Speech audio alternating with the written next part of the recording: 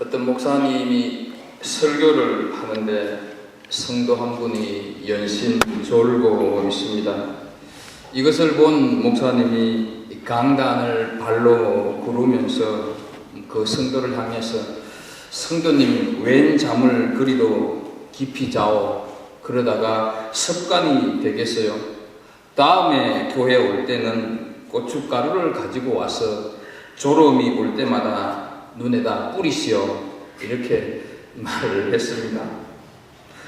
한참 졸던 이 성도가 깨어나서 목사님에게 눈을 아주 흘기면서 내 눈에다 고춧가루를 치라고 하지 말고 목사님의 설교에 고춧가루를 좀 치시오. 설교가 싱거워서 좋습니다 하고 다시 눈을 감고 졸았다고 하는 그런 웃음 이야기가 있습니다. 존다고 하는 것은 자연스러운 현상입니다. 더욱이 간밤에 신경통 때문에 잠을 설쳤거나 이 걱정 저 염려로 뜬 눈으로 밤을 보냈다고 하면 낮에는 좋을 수가 있습니다. 또한 육체 노동을 심하게 했다고 하면 초저녁부터 졸리는 것은 당연합니다. 우리가 함께 읽은 이 본문은 유두고라고 하는 청년이 바울이 설교하는 도중에 창가에 걸터 앉았다가 졸음을 이기지 못해서 떨어져 죽는 사건이 본문 속에 나오고 있습니다. 그래서 오늘의 본문은 설교 시간에 조는 분들에게 기분 나쁜 내용일 수가 있습니다. 그러나 설교 시간에 졸면 죽을 수도 있다 하는 것을 상기시키기 위해서 하나님께서 이 말씀을 기록한 것은 아닙니다. 많은 목사님들이 이 본문을 설교하면서 절대로 졸아서는 안 됩니다. 이렇게 강조를 합니다. 한편 교인들도 할 말이 많이 있습니다. 오죽 설교가 졸렸으면 졸다가 죽었을까? 졸리는 설교는 그거는 엄청난 죄악이다. 이렇게 말을 하기도 합니다. 본문의 주제는 사도 바울이 죽은 유두고를 살렸다든지 또 설교를 졸리게 하는 것은 죄악이라든지 이런 얘기를 하려고 하는 것은 결코 아닙니다. 우리는 우선 이 청년이 죽게 된 배경, 그 바울이 설교를 해야 했던 그 배경으로 한번 들어가 보도록 하겠습니다. 바울 사도가 에베소에서 3년 동안 말씀을 가르치는 사역을 하자 수많은 사람들이 주께로 돌아왔습니다. 한편 데메드리오라고 하는 장사치들의 반대로 이 에베소에는 엄청난 소동이 일어났습니다. 바울을 비롯한 그리스도인들을 모조리 죽일 듯 살기등등하게 일으켰던 소라는 한 서기장의 지혜로운 중재로 아주 싱겁게 막을 내리고 말았다 하는 것을 2주 전에 말씀을 드렸습니다. 이제 바울은 이 소요가 일어났던 에베소를 떠나려고 하고 있습니다. 그런데 바울이 이 에베소를 떠나려고 하는 이유는 한바탕 소돔보다는 더 크고 중요한 이유가 있었습니다. 사도행전 19장 21절 말씀을 한번 보겠습니다. 이 일이 있은 후에 바울이 마게도냐와 아가야를 거쳐 예루살렘에 가기로 작정하여 이르되 내가 거기 갔다가 후에 로마도 보아야 하리라 하고 라는 말씀이 있습니다. 이 말씀을 통해서 우리가 알 수 있듯이 바울이 에베소를 떠나려고 했던 본래의 이유는 당시 세계의 중심이었던 로마에 가서 복음을 전하기 위해서 우선은 예루살렘을 들렀다가 이렇게 가려고 했다 하는 것이죠. 그래서 먼저 예루살렘과 마게도니아와 아가야 지역을 방문하는 것으로 오늘 우리가 읽은 본문이 시작이 되고 있습니다. 이 마게도니아는 빌립보, 데살로니가, 베레아가 있는 유럽 땅으로 2차 선교 지역에서 이 바울이 선교를 하다가 이런 지역에서 핍박을 너무 심하게 당한 나머지 제대로 복음을 전하지도 못하고 쫓겨난 지역들이고, 그 후에 이제 2절 말씀을 보면 헬라에 도착을 했다고 말을 하고 있습니다. 헬라는 아가야 지방의 수도였던 고린도를 일컬어서 하는 말입니다. 이 고린도에서 바울은 3개월 정도 머물게 됩니다. 바울이 로마를 가기 위하여 그 전에 예루살렘을 거치고 또 다른 지역을 이렇게 계속해서 거치면서 가려고 했던 이유를 우리는 좀 살필 필요가 있습니다. 서둘러서 예루살렘에 가서 로마로 또 가야 되겠다고 하는 그 마음이 있음에도 불구하고 바울이 이렇게 여러 지역을 다시 방문하면서 가고 있는 이유는 자신이 전도했던 많은 사람들에 대한 관심과 사랑 때문이었습니다. 그들이 어떻게 신앙생활을 하고 있는가, 그것을 살펴보기 위해서 그는 여러 지역을 거치면서 예루살렘을 향해서 가고 있다는 것이죠. 그것을 오늘 2절에서는 권면이라고 하는 딱 한 단어로 표현을 하고 있습니다. 아기를 낳는 것보다 더 중요한 것은 아기를 키우는 일입니다. 집사람이 첫 아이를 조산하여서 12일 만에 잃어버리고 두 번째 아이 역시 8개월 만에 체중 미달로 태어났습니다. 그래서 인큐베이터에 바로 들어갔습니다. 한 달가량 정도 지나니까 어느 정도 체중이 불어났다고 하면서 의사가 퇴원을 시키라고 얘기를 합니다.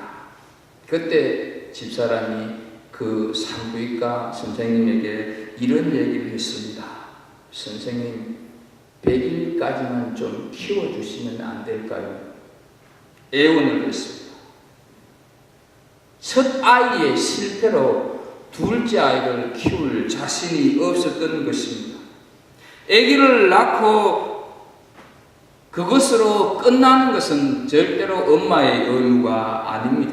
아기를 낳고 입히고 먹이고 가르치고 수고를 해야 합니다. 바울에게 있어서 전도한 사람들은 바로 갓난 아기들이었습니다. 그래서 전도한 것으로 끝내지를 않고 전도한 그 사람, 전도했던 그 지역으로 다시 가서 잘 성장할 수 있도록 권면하고 도와주고 위로하고 가르쳤다 하는 것이죠. 여러분들이 만약 누군가를 전도해 온 분이 계신다고 하면 이렇게 해야 합니다. 우리 교회에 새 가족이 오면 이렇게 배려하고 관심을 많이 가져주시기를 바랍니다. 처음 믿는 사람들은 무엇이 옳은지 틀리는지, 어떻게 신앙생활을 해야 제대로 하는 것인지 잘 모릅니다. 비록 다른 교회에서 신앙생활을 하다가 우리 교회로 왔다가 할지라도 우리 교회만이 가지고 있는 문화에 대해서는 알 수가 없습니다. 제가 간혹 광고 끝남과 동시에 새로 오시는 분들을 소개하고 찬양대를 비롯하여서 이렇게 축하송을 불러주는 이유는 환영한다고 하는 의미도 있지만 그분들의 얼굴을 잘 보고 교회 안에서 그분들을 보았을 때 잘 가르치고 잘 교면하고 위로하고 교훈해서 우리 교회에 빨리 적응하도록 하기 위해서 한다 하는 것이죠. 여러 지역을 둘러서 검면하고 이제 고린도에 석 달 정도 있다가 바울이 수리아로 가려고 하는데 3절과 4절을 보면 이 사실을 알았던 바울을 대적하는 무리들이 바울을 해코지하려고 공모했다 말을 하고 있습니다. 그래서 바울은 다른 7명의 사람들은 배를 이용해서 드로아로 가게 하고 자기는 다시 어려운 육로, 그 지나왔던 마게도니아를 다시 거쳐가는 길을 택하고 있는 것을 3절과 4절을 보게 된다 하는 것이죠. 여러분, 바울이 결코 관광을 가거나 놀러 가는 것이 아닙니다.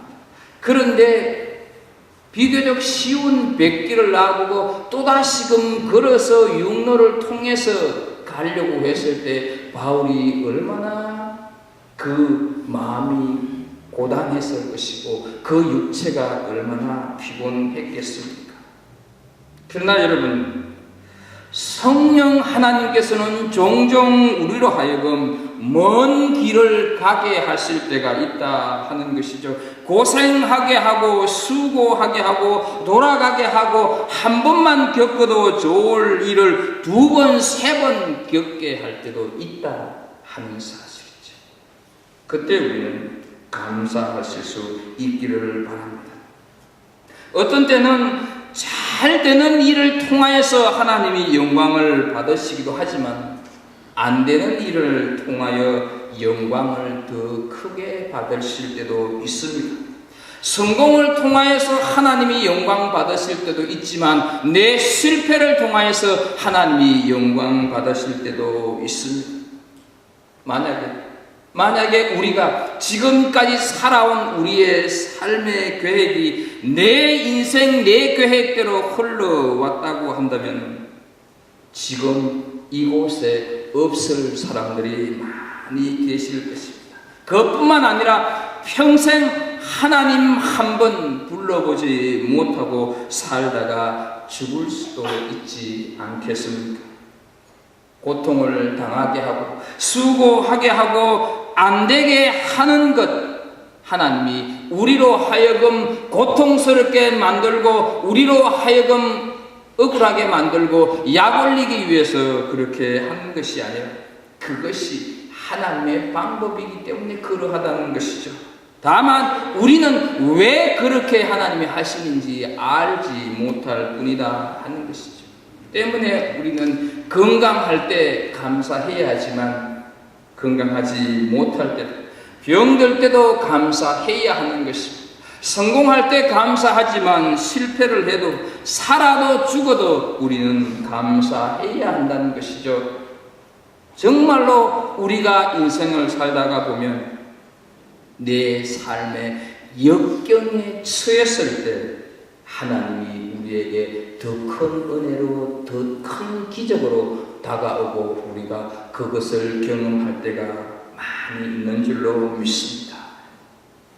드디어 돌고 돌아서 바울은 빌립보라고 하는 도시에서 배를 타고 드로아에 도착을 하였습니다. 먼저 와 있던 7명의 일행들과 함께 이 드로아에 7일 동안 머물게 되면서 거기에 설교를 하게 됩니다.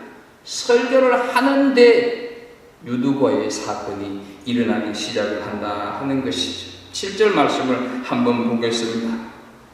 그 주간의 첫날에 우리가 떡을 때려 하여 모였더니 바울이 이튿날 떡을 떠나고자 하여 그들에게 강론할세 말을 밤중까지 계속하며 말씀을 합니다. 우리는 여기서 잠깐 초대교회의 예배의 모습을 살필 필요가 있습니다.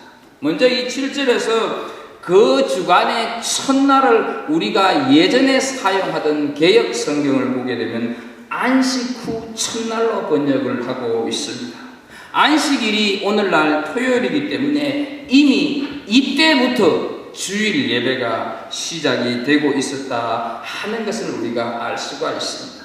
안식교에서는 토요일날 예배를 드리는 것이 성경적이다 이렇게 말을 하면서 자신들이 옳다고 주장을 하지만 그것이 틀렸다 하는 것을 알 수 있는 대목입니다. 또한 초대교회는 떡을 떼었다고 말을 하고 있습니다. 성찬식을 행했다는 것이죠. 그때 성찬식이라고 하는 단어가 없었기 때문에 떡을 떼었다 이렇게 표현을 하고 있습니다. 떡을 때려라는 말씀에서 떡이라고 하는 것은 바로 예수 그리스도의 몸을 의미합니다. 요한복음 6장 51절 말씀을 보게 되면 나는 하늘에서 내려온 살아있는 떡이니 곧 세상의 생명을 위한 내 살이니라 말씀을 합니다. 그리고 때다고 하는 말의 의미는 부서지다, 깨어지다 하는 그런 뜻을 가지고 있습니다.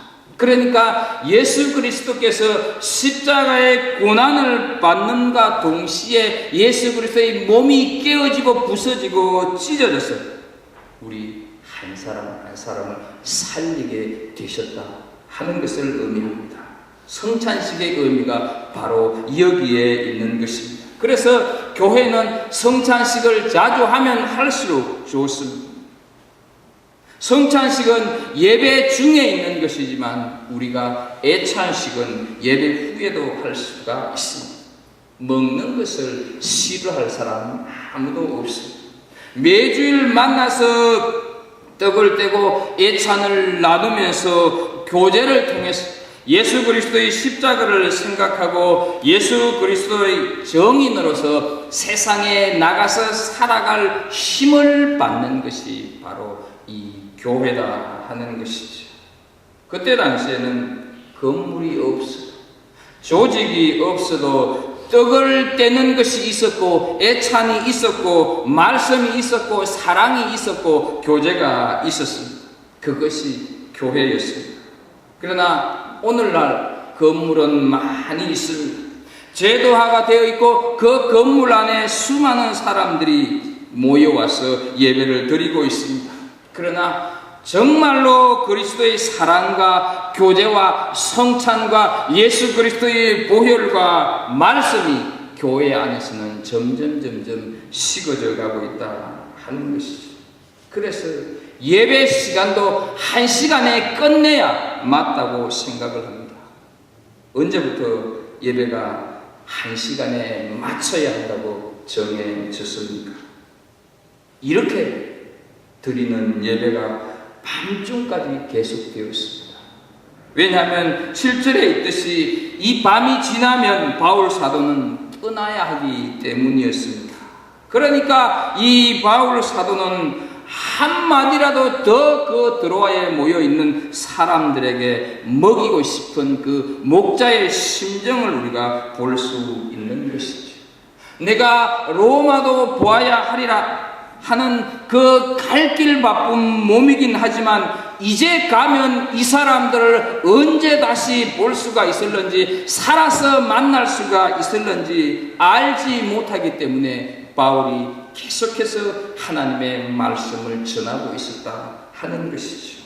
그런데 이때 어떤 일이 벌어집니까? 8절 9절을 한번 보겠습니다. 우리가 모인 윗다락에 등불을 많이 켰는데 유도고라 하는 청년이 창에 걸터 앉아 있다가 깊이 졸더니 바울이 강론하기를 더 오래 하며 졸음을 이기지 못하여 3층에서 떨어지는 걸 일으켜보니 죽었는지라 기록하고 있습니다. 사람들이 많이 모였으니 더웠던 건 당연한 것 아니겠습니까? 또 어둠을 밝히기 위해서 등불을 켰습니다. 여러분 다들 호롱불을 켜시면서 어렸을 때 샀지 않습니까? 그 호롱불을 켜놓으면 어떻습니까? 실내 온도가 얼마나 탁해지겠습니까?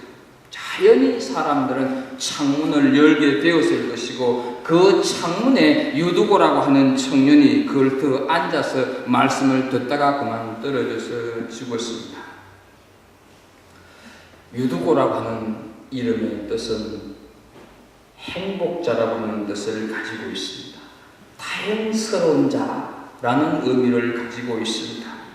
이렇게 보면 이 유두고라고 하는 이름은 참 좋은 이름이다 하는 것을 알게 되지만 실상은 이 유두고라고 하는 이름은 상당히 천한 이름에 속했습니다. 우리말로 바꾼다고 하면 끝순이 혹은 기획동이 이렇게 표현이 되는 이름입니다. 그래서 유두고라고 하는 이름은 당시에 노예들이나 종들에게 붙여지는 천한 이름이었습니다. 이 청년의 직업을 주경학자들은 이름을 보면서 이 사람이 아마도 노예 중 한 사람이었을 거다 보고 있습니다. 노예가 하루 종일 하는 것은 뭐겠습니까? 일하는 것밖에 없지 않겠습니까? 하루 종일 고된 일을 하다가 예배를 드린다고 하니까 말씀을 듣기 위해서 온 것이죠. 사람들이 너무 많이 모여서 앉을 자리가 없으니까 자기 신분이 노예니까 앞에 가서 사람들 틈바구니에 앉아 있을 수는 없고 그냥 창가에 걸터 앉은 게 된 것이죠. 자연스럽게 방 안에 탁한 공의는 창가로 몰렸을 것이고 말씀은 길어지지요. 몸은 고단하고 공기는 탁하니까 그만 졸다가 떨어져 죽었습니다. 여러분, 지금 그 다락방에 모인 사람들은 예수 그리스도의 죽으심을 재현하는 성찬식이 행해지고 있고 말씀이 선포되어지고 있는 예배 시간입니다.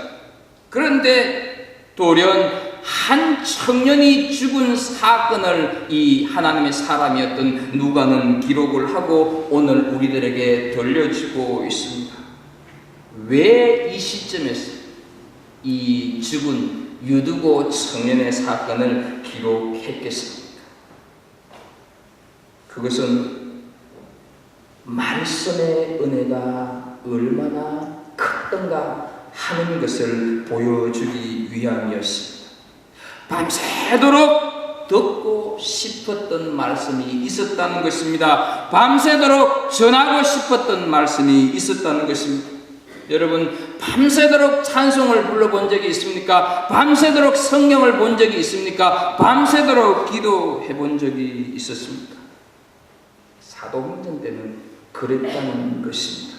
그래서 오늘 본문 말씀의 주제는 사도 바울이 죽은 사람을 살렸다, 설교 중에 졸면 죽을 수도 있다, 설교는 짧아야 한다, 그것을 말씀하고 있는 것이 아닙니다. 당시 말씀의 능력이 얼마만큼 컸는가 하는 것을 아주 리얼하게 보여주는 사건입니다. 유두고가 말씀을 듣다가 떨어져서 죽었다. 이것이 이 설교 내용의 중심이 아니라는 것입니다. 밤이 새도록 전하고 싶었던 말씀, 밤이 새도록 듣고 싶었던 말씀이 있었다는 것이죠. 11절을 한번 잠깐 보겠습니다. 오랫동안 곧 날이 새기까지 이야기했다고 말씀을 하고 있습니다. 어떤 의미를 우리가 받을 수가 있습니까? 내일이면 사도 바울이 예루살렘을 향해서 떠나게 됩니다. 그러니 선생님 조금이라도 더 말씀을 해 주십시오. 그러다 보니까 조금 더 하고 하다가 보니까 밤이 새도록 말씀을 전했다 하는 것이죠. 바로 이 이야기를 이렇게 말씀을 사모하는 사람이 있었고 그 사모하는 사람들에게 이런 능력이 있었다 하는 것을 이야기하고 싶어서 누가는 오늘 본문을 우리들에게 들려주고 있는 것입니다. 하나님의 말씀이 그렇게 좋았기 때문입니다. 하나님의 말씀은 우리 삶 전체를 바꾸고 살리는 역사하는 힘이 있습니다. 하나님의 말씀의 은혜를 받기 시작을 하게 되면 밤새도록 들어도 좋은 것입니다. 그런데 요즘에는 내용과 상관없이 무조건 짧게 하는 것이 좋다고 얘기를 하고 있습니다. 집에 누가 와 할 일이 있는데 빨리 가서 그 사람을 만나야 하고 그 일을 해야 하는데 이런 생각이 내 머릿속에 지배적이다가 보게 되면 설교가 자연히 짧기를 바라고 그러니 1분만 길어져도 엄청나게 길게 느껴지는 것입니다. 우리 삶에 있어서 정말로 중요한 것은 하나님의 말씀입니다. 내 손에 들려진 이 말씀이 내 인생을 바꾸고 내 삶을 바꾸고 내 자식을 바꾸고 내 환경을 바꾸고 나아가서 세상을 변화시키는 능력이 되는 것입니다. 그런데 많은 사람들이 하나님의 말씀을 손에만 들고 다니지 읽으려고 잘 하지 않습니다. 우리는 말씀이 주는 은혜를 내가 받으려고 하면 시간을 내야, 말씀이 분명히 우리에게 있음에도 불구하고 우리가 말씀을 통하여서 받는 은혜가 우리에게 없는 것은 우리가 말씀을 묵상하고 말씀을 배우는 일에 가까이 하지 않고 시간을 내지 않기 때문입니다. 우리 인생이 그리 긴 것은 아닙니다. 얼마 가지 않아서 성경을 읽기 힘들 때가 옵니다. 성경은 읽고 싶은데 눈이 아파서 읽지 못할 때가 온다 하는 것이죠. 말씀을 듣고 싶은데 귀가 어두워져서 듣지 못할 때가 온다는 것이죠. 다리가 아파서 예배드리러 오고 싶은데 오지 못할 때가 금세 온다 하는 것이죠. 그래서 우리는 말씀을 읽지 못했고 듣지 못했던 그것을 후회할 날이 곧 올 수도 있다 하는 것이죠. 저는 아직 가보지 못했지만 미국 옐로우스톤 국립공원이라고 하는 곳에 가게 되면 봄이 되면 직원들이 가을과 겨울에 얼어 죽은 이 곰의 시체를 많이 치운다고 합니다. 사람들이 주는 그 먹이만 받아 먹고 살다가 생존 본능을 잃어버리고 죽은 곰들이다 하는 것이죠. 그래서 그 공원에 들어가는 사람들에게는 곰에게 먹이를 주지 마시오라는 전단을 손에 하나씩 들려준다고 하는 것입니다. 어쩌면 이것이 오늘을 살아가는 우리 성도들의 모습이 아닐까 하는 것입니다. 하나님의 말씀을 설교를 듣는 그것으로 전부 다 이렇게 생각을 할 때가 많이 있습니다. 설교를 통해서 던져주는 말씀이 아니면 스스로 말씀을 보지 못한 성도들이 많이 있다는 것이죠. 스스로 보지 않는, 성경을 보지 않으려고 하는 사람들이 많이 있다는 것이죠. 말씀을 통하여서 우리는 예수님의 음성을 들어야 합니다. 설교 말씀만 통해서 은혜 받는 것으로 결코 우리는 이 세상을 믿음으로 살아갈 수는 없습니다. 설교 듣는 것으로만 만족하면서 세상을 살다 보면 금세 우리는 무너지게 된다 하는 것이죠. 말씀은 내 스스로, 내 힘으로 읽을 수 있어야 하고 묵상할 수 있는 습관이 우리에게 배어져 있어야 한다 하는 것이죠. 말씀의 능력, 말씀의 묵상의 은혜가 어떤 것인가를 보여주기 위하여서 이 사건을 기록을 하고 있는 것입니다. 하나만 더 말씀을 드리면서 정리합니다. 왜 이 유두고 사건이 여기에 갑자기 들어와 있을까요? 그것은 다른 것이 아니라 예배의 소중함을 일깨워 주기 위함입니다. 유두고라고 하는 이름은 천한 이름, 종이나 노예에게 붙여주는 이름이라고 말씀을 드렸습니다. 그러니까 이 유두고라고 하는 청년은 고난한 인생의 삶을 살아가고 있는 이 땅의 모든 사람들을 상징한다고 볼 수가 있습니다. 어렵고 힘든 인생을 살아가는 우리를 대표하는 한 인물이다, 이렇게 말을 할 수가 있는 것이죠. 그렇지 않습니까? 우리도 이 이민자의 삶을 여기에서 살아가지만 그리 쉽게, 그리 편안하게 살아가고 있는 것은 결코 아닙니다.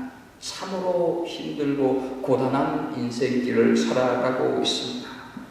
이 청년이 깊이 졸다가 떨어져 죽었는데, 떨어지다 하는 그 말의 원래의 뜻은 파멸이다, 끝장이다, 종말이다, 이런 의미를 가지고 있습니다. 그러니까 유두고는 떨어짐과 동시에 그 인생이 끝장난 것이고 그 인생이 종말을 만난 것이고 그 인생에 파멸이 온 것이죠. 그런데 어떻습니까? 이 끝장나고 종말을 맞은 파멸된 이 청년을 어떻게 합니까? 죽은 시신을 바울이 일으켜 세우는 것을 보게 됩니다. 여러분, 여기에서 바울이 일으켜 세운다 할 때 그 일으킨다고 하는 말은 부활을 전제로 할 때 사용하는 단어다 하는 것이죠. 기절한 사람을 일으켜 세운 것이 아니라 죽은 사람을 일으켜 세웠다 하는 것이죠. 우리는 바울 사도가 죽은 유두고를 일으켜 세우는 데서 우리의 구원이 어떤 것이고 우리가 어떻게 구원받는가 하는 것을 알 수 있는 대목이라는 것이죠. 죄로 인하여서 우리는 끝장난 인생이었고 죄로 인하여서 우리는 종말을 맞을 수밖에 없는 인생이었다 하는 것이죠. 그런데 우리가 구원받았다 하는 것이죠. 종으로, 노예로 고된 삶에 찌든 채 창가에 걸터 앉았다가 죽은 이 유두고처럼 이 세상에는 이렇게 찌들고 힘든 삶을 살다가 그냥 종말을 맞고 파멸을 맞는 사람들이 얼마나 많이 있습니까? 그런데 바울이 그를 일으키고 있는 것입니다. 이 일으키고 있는 시간이 어느 시간입니까? 예배 전입니까? 아니면 예배 후입니까? 바로 말씀이 선포되고 있는 그 예배 중에 이런 역사가 일어나고 있다 하는 것이죠. 이것이 중요한 것이죠. 바울이 그 청년에게 내려갔습니다. 10절을 한번 보겠습니다. 그 위에 엎드려 그 몸을 안고 말하되 떠들지 말라 생명이 그에게 있다 하고, 여기서 엎드려 하는 말은 시체 위에 바울이 그냥 그대로 포개졌다 그런 의미입니다. 구약의 엘리야와 엘리사가 행했던 이적과 똑같은 모습이다 생각하면 될 것입니다. 그런데 그렇게 딱 포개져 있으면서 바울이 뭐라고 얘기합니까? 떠들지 말라 이렇게 선포하고 있는 것을 보게 됩니다. 갑자기 청년이 떨어져 죽으니 거기에 모여있는 사람들이 얼마나 웅성거렸겠습니까? 저마다 아이고 저희를 어쩌노 이렇게 한마디씩 했을 것입니다. 그런데요, 바울이 떠들지 말라 하는 이 말은 사실 다락방에 모여있는 사람들을 향한 외침보다는 죽음에 대해서, 인생의 죽음에 대한 문제에 아무런 해답을 내놓지 못하고 그저 아우성만 치고 있는 이 세상을 향해서, 현대인들을 향해서 바울이 잠잠하라, 조용히 하라 이렇게 얘기를 하는 것입니다. 우리는 시편 말씀을 읽다가 보면 천하는 여호와 앞에서 잠잠하라 하는 말씀 많이 있지 않습니까?